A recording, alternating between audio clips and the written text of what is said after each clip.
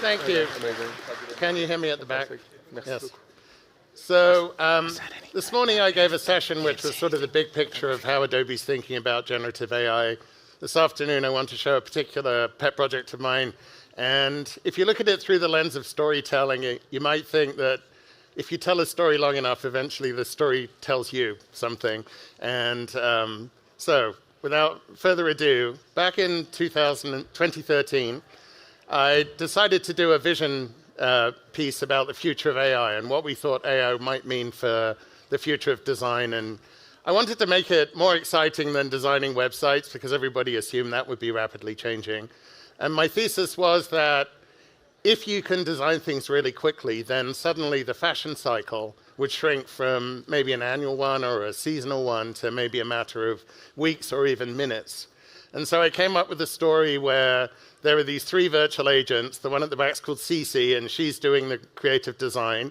The one at the front is, on the left, is doing the marketing analysis of market segments, and the one on the right is coordinating both and then acting as the interface to the user. So this was a theatre troupe we put together out of volunteer employees. And the story is that the spring collection's almost done, and suddenly there's a storm that's announced, which is going to completely derail the launch. So they scrambled to redesign the collection based on the designer who is the single owner of this, single employee of this business, redesign it, share it with the designer who's sitting in a coffee shop sketching. She then tries on the design with a wearable garment, which changes electronically.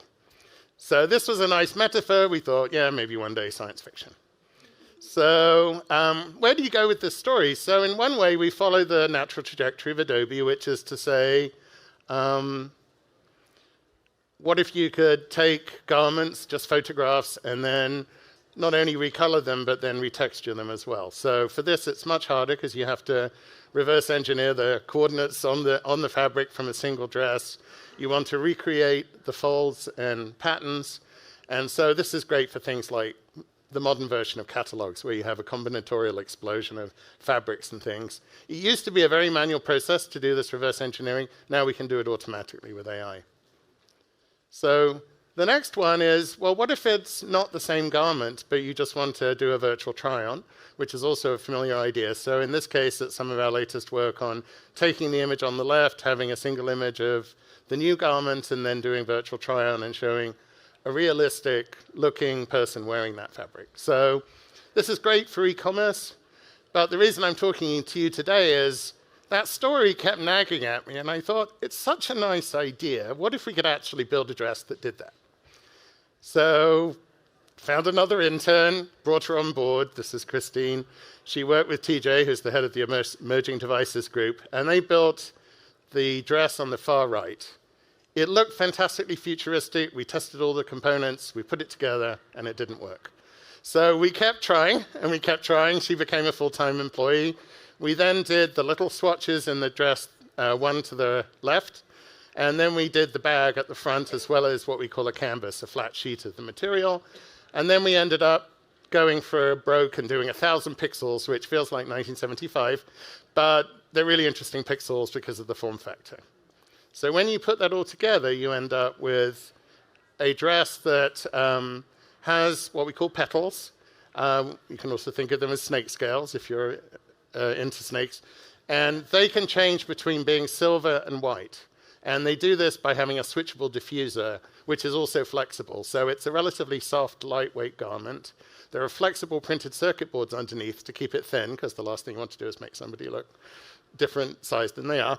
And it's very low power. It can run for an hour on a postage stamp size battery and all day on a slightly bigger one.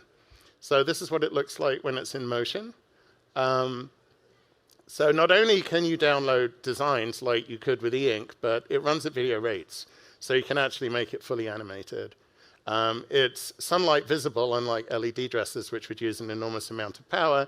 And it's easy to embed sensors in it so it can respond to the orientation of the bag. In this case, so the graphic always stays pointing north. And you can also interact with it sort of using tilts, and then you can have multiple objects come together.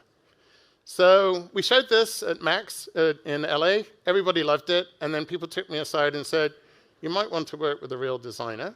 And I said, the last dress took 2 years. And they said, great, New York Fashion Week's in 2 months. So we found a designer. Let me show you the Max demo first. So here is, under the right lighting, it looks dazzling. Under the wrong lighting, it's a much more subtle effect. But here you can see the nice dynamics and the fact that it can respond. In this case, she's moving very carefully in time with the movie to make, but we have actually got the sensors on board. And we even have voice recognition to change patterns in response to what you're saying. So then we work with Christian Cowan, who's an up-and-coming British designer.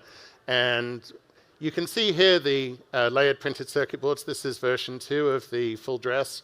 On the left is the flexible boards, and on the right we're adding is what's underneath. It turns out the belt is very important to keep the resistances low enough to switch all the circuits. There are lots of emergent properties when you try to do this for real. And Christian Cowan loves stars, so his whole collection had a kind of emerging star theme. So the top half is classical primrose, and the bottom half is stars that are switchable using the same technology. So it has that sort of design graphic element. And then here's the movie that we did. Primrose is a wearable canvas for creativity. Part of Adobe's research mission is to explore new ideas and also to inspire people to think boldly about the future. We showed a version of it at Max last year, and now we're working on a new garment to show at New York Fashion Week. I was just going through videos and was immediately blown away by how just awesome it was. I kept on DMing it to everyone in my office, being like, how do we work with them? We need to be the first. The Adobe tools, the Adobe spirit, everybody's very collaborative. Christian's team, they seem very collaborative. So then we were like, okay, we have the right people in the right team. Let's make history. For the dress design, we start with the dress pattern that we bring into Adobe Illustrator, and then from there, we design all the guidelines for where the boards are going to go. The top 2/3 has our iconic Adobe Primrose petals, and this tells us where all the petals go. So let's cut out some petals, shall we? If you have something called a switchable diffuser, which looks like a piece of frosted glass, you could have a material that went from looking like white paint to looking like a mirror. Each petal is connected to the next one, and you send a whole bunch of bits through this, which then controls whether the petal is getting a certain polarity of AC or shorted out to 0.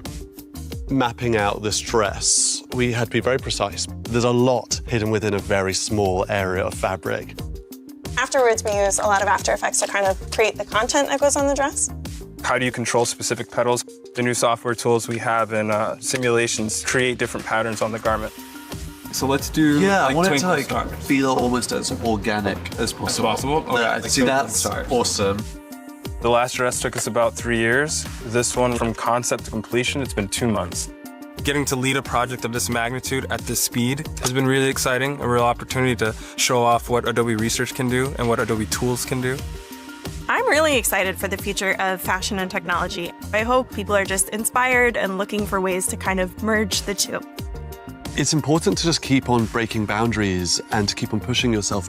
What's amazing about the software is it allows you to just create endlessly, and really Adobe just allows you to dream. It's a science fiction future, but it's one that we think we know how to make come true. I feel it's necessary to invent the future because I'm impatient to see it. So that gives you a sense of where we are today, where we would like to go next.